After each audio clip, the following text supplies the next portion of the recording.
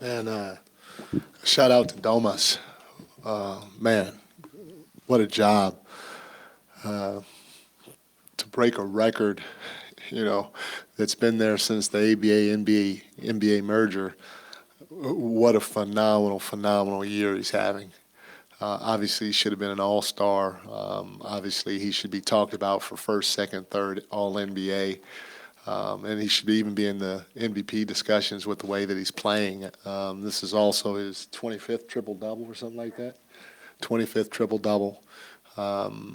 He's up there with guys like Oscar Robertson. There's only four other players that do it. Oscar Robertson, Jokic, Bill Russell, and Russell Westbrook. Yeah, yeah, well, I mean that is unfreaking believable.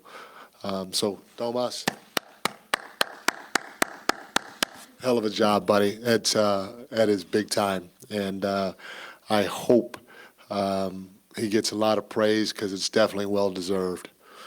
I tell you, man, our formula, I guess, as of late, has been to defend, which we did a pretty good job of.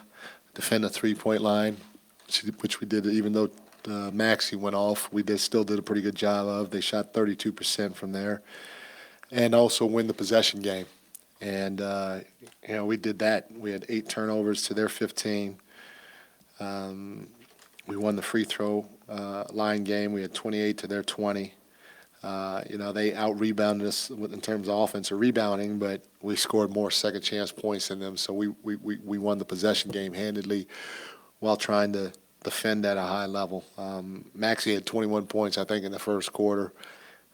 He had 8 the rest of the game, 3 points in the second half alone, and you're not stopping a player like that. You just want to make him work, and I thought our team did, led by Keon and Davion, teaming him all night. We told our guys to get out and run. They did a good job in transition. But like I said, just with our latest formula of defending while winning the possession game, that's why we ended up getting it done. Keegan was huge for us. Davion was huge off the bench. Alex Lynn was huge off the bench. We just had a lot of great guys, and it's kind of how we've done it most of the year. Just we have a different guy or a new guy seemingly step up every single night. So great win by our guys tonight. Mike, how do you feel Domas digested the moment, or at least took in that moment from not only the crowd but even the teammates as well? Obviously, he gets so locked in for the games. I think he appreciated it. I think it touched him.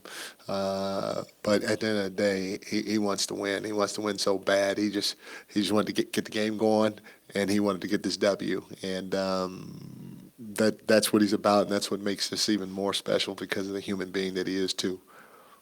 Mike, for the last 8 games, you've held your opponent under 100 points. It now seems like the physical style, almost the team is thriving in it a little bit. Have you seen a switch being flipped specifically? It almost looks like, again, your guys are enjoying playing that style right now. Yeah, they do, and they're talking about it a ton. So now I'm not the only one talking about it. They're really talking about it in the locker room, which is good. And I said this analogy before.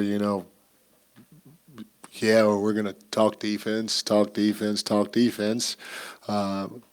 know we're a good offensive team, and we're going to be able to find a way to score points. But at the end of the day, the more that we embrace defending, that's the better chance we're going to have, because now we don't put as much pressure on us to make the wide open shot or to make this play or to make that play. We can play free while knowing that, hey, if we buckle down, we're going to be all right, because we can get 110 easy. We can get 115 or 112 pretty easy with the guys we have. But we can't give that up because we might not always get 122, So it's fun when your team embraces that side of the floor, especially when they're as talented offensively as they are. Mike, the Kings have been in Sacramento for 39 years now, and of that time, only 10 times have they had a over 500 record. You have 2 of those. Rick Adelman has the other 8.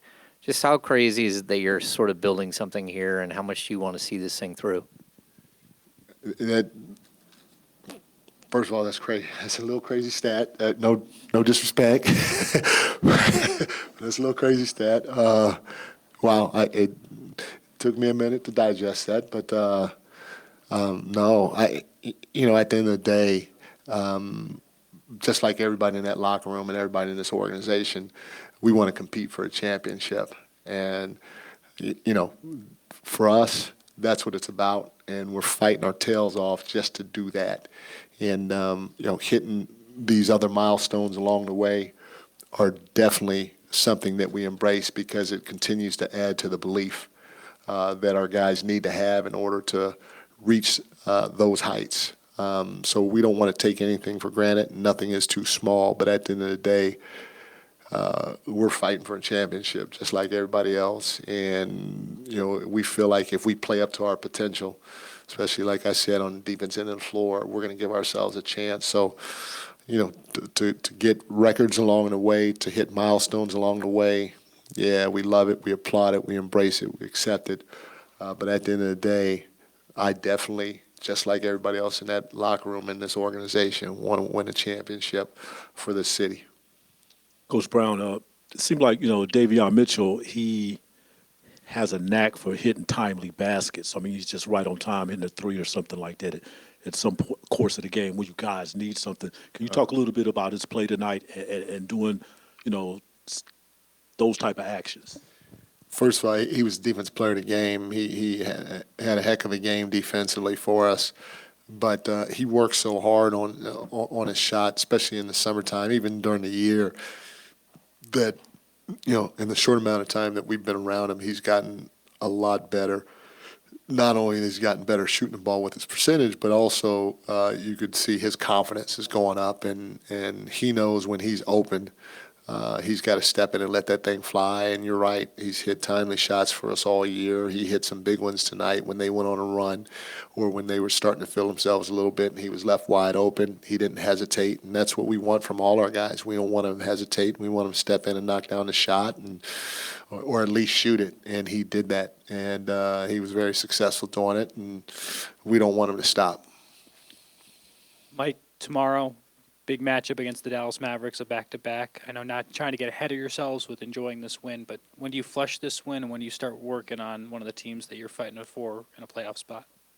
No, we've already been working on it. It starts with our advanced scout, Dan Hartfield. He's saw him probably a couple of times already and sent his report in, and I don't know whose game it is, but the offensive side of the ball and defensive side of the ball have already been taken care of. We'll meet as a staff tomorrow and talk about them and get ready for the game. So the preparation has already started.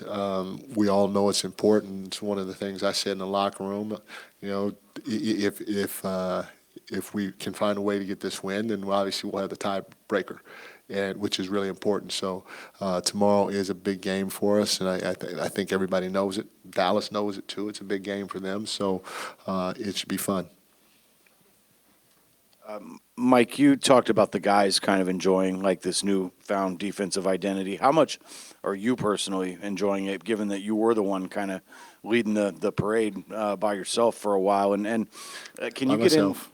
in? Yeah, I mean, for a while you were the you've led them here is the point, and so you must be gratified to see them come this far. And what are you seeing exactly that they're doing, and how much are, like we've heard people mention the way the game's being called a little bit differently now? How much is that a factor right now? Well, officials are doing a great job.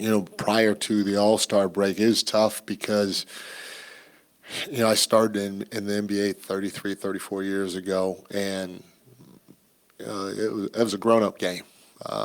You had to take a hit, and sometimes you gave a hit, and you had to play through it, and you had to figure it out, and that's, to me, what separated guys like myself, ordinary guys from NBA guys, because I couldn't take those. I can try to deliver them, but I couldn't take those hits and stay on balance and still make plays and stuff like that. And, there's probably a little too much of that with the grabbing, and that's why part of the reason why the scores were a little lower. Also, part of the reason why the scores were lower, the spacing wasn't the same.